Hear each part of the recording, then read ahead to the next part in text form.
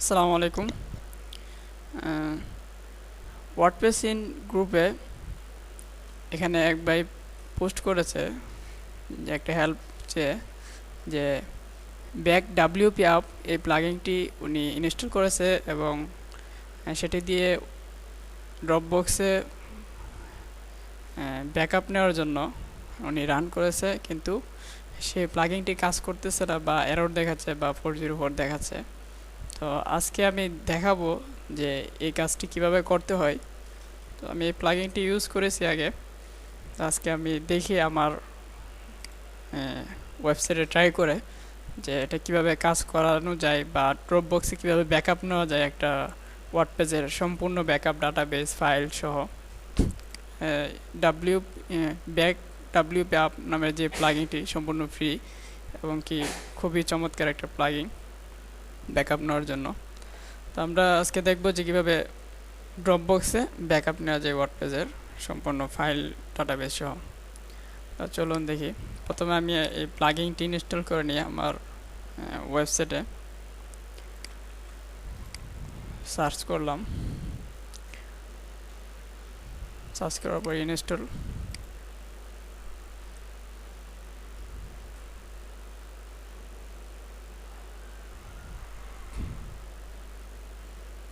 ইনস্টলে click করার পর তারপর এটাকে অ্যাক্টিভ করব।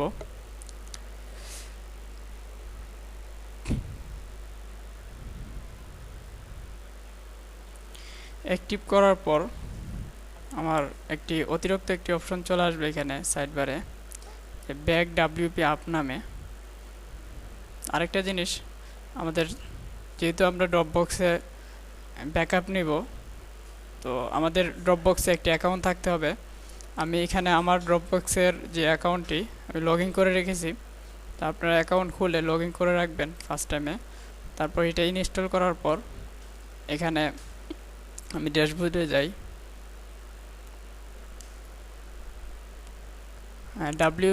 ব্যাক ডাব্লিউপি আপের যে ড্যাশবোর্ড, এখানে আপনি একটা জব ক্রিয়েট করতে হবে ব্যাকআপ নেওয়ার জন্য।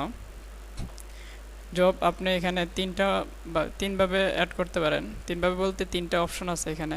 যেমন এখান থেকে আপনি জবসে ক্লিক করে অ্যাড নিউতে জব অ্যাড করতে পারেন, অথবা এখানে অ্যাড নিউ জব এখান থেকে অ্যাড করতে পারেন, অথবা এখানেও দেওয়া আছে আপনি এখান থেকেও করতে পারেন, যেভাবে খুশি। তো যেখান থেকে একটা ক্লিক করে আপনি একটা জব ক্রিয়েট করবেন। তো জব কীভাবে ক্রিয়েট করবেন দেখাচ্ছি।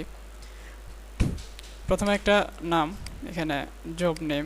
জব বলতে আপনি যে ব্যাকআপ ফাইলটি নেবেন পুরাটা প্যাকেজের নামই একটা জব, মানে জব হিসাবে ওরা উল্লেখ করছে আর কি। তো আমি এখানে নাম দিলাম টেস্ট প্রজেক্ট।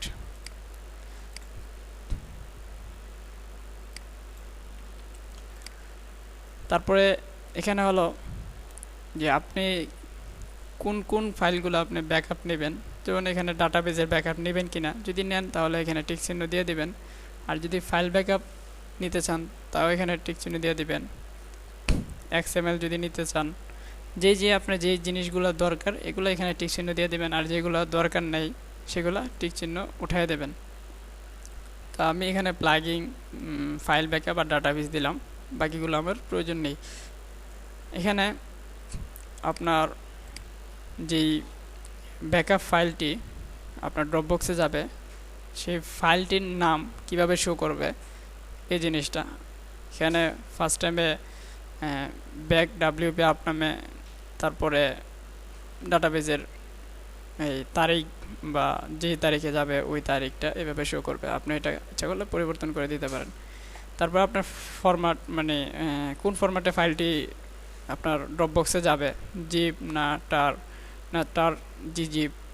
তো এখান থেকে আপনি যেটা খুশি দিতে পারেন। তবে এখানে টার জি জিপ এটা সাইজে ছোট হয়, তো এটা ইউজ করাই ভালো আর কি।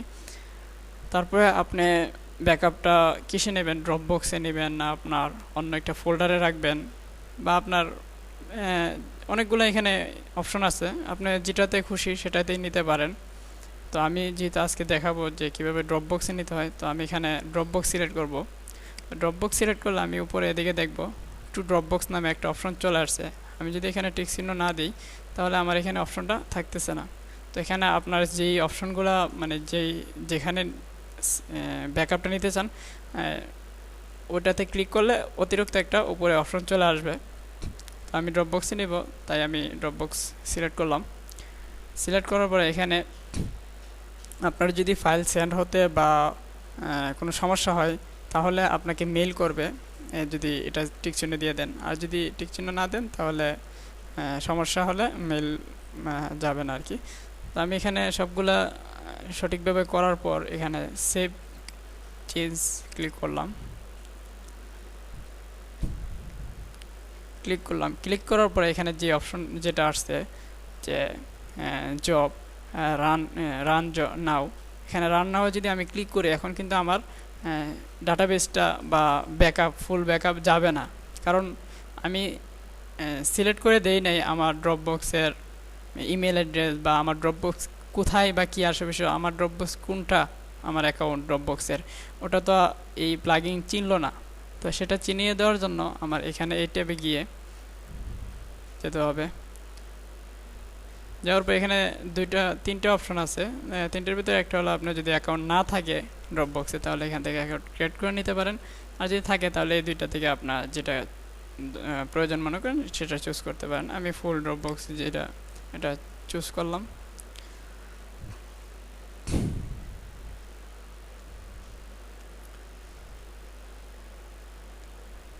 চুজ করার পরে আমার এই যে অ্যাকাউন্টটি লগ ইন করা আছে ওই অ্যাকাউন্টটি পাচ্ছে।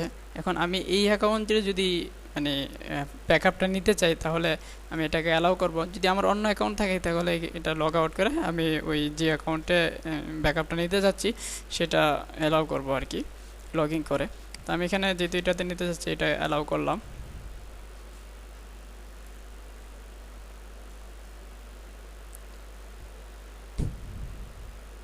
অ্যালাউ করার পর তারপর আপনার ড্রপবক্সে যে ফাইলটি ব্যাকআপ হিসাবে যাবে সেই ফাইল বা সেই ফাইল কোন ফোল্ডারের ভিতরে থাকবে একটা নিউ একটা ফোল্ডার ক্রিয়েট করে ওই ফোল্ডারের ভিতরে যদি থাকে তাহলে আপনি এখানে ওই ফোল্ডারের নামটা দিয়ে দিতে পারেন। আমি এখানে ফোল্ডারের নেম দিলাম WP। আর কতটা ফাইল যাওয়ার পরে বাকিগুলো ডিলিট হয়ে যাবে, ধরুন আমার যদি প্রতিদিন আমার এটাতে ব্যাকআপ যায় আমার ড্রপবক্সে, তাহলে ড্রপবক্সে একটা লিমিটেশন আছে।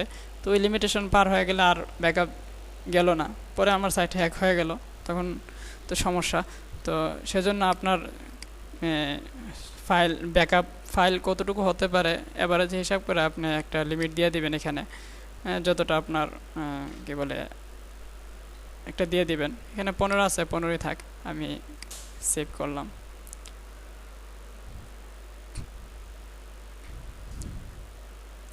তারপরে এখন যদি আমি সব কিছু কমপ্লিটলি হওয়ার পরে তারপরে আমি এখন যদি রানে ক্লিক করি, রান নাও, তখন আমার যে ফাইলগুলো সিলেক্ট করছি ওই ফাইলগুলো আমার ড্রপবক্সে ব্যাকআপ হিসেবে চলে যাবে। তারপর এখানে আছে অনেকগুলো অপশন আছে ফাইলসের ভিতরে আপনি কোন কোন ফাইলস নিতে যাচ্ছেন, তারপর আরও অনেক কিছু আছে, আপনি একটু ঘাটাঘাটি করে দেখবেন।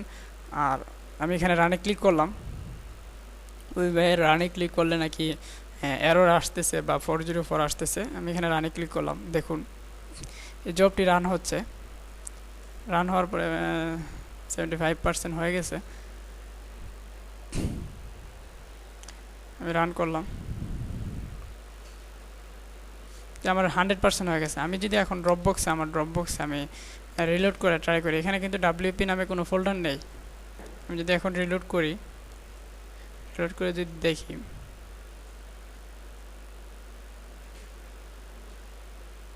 এই যে WP নামে একটা ফোল্ডার চলে আসছে। এখানে যদি আমি যাই, এই যে আমার ব্যাকআপ চলে আসছে, 25 সেকেন্ড আগে এই ব্যাকআপটা আসছে, মানে এই ফাইলটা এখানে আসছে। তো আমার এটা কমপ্লিটলিভাবে আসছে, কোনো এরর দেখায় না এখানে যে 100%, যে এরর 0, কোনো ওয়ার্নিংও নাই। তো এখানে আমার মনে হচ্ছে যে আপনি ওই জিনিসটাই ভুল করছেন। ড্রপবক্সের যে বাটনটা ওই জায়গাতে আপনার ড্রপবক্সের নির্দিষ্ট লোকেশন দেন নাই, বিদায় এটা এরর দেখাইছে।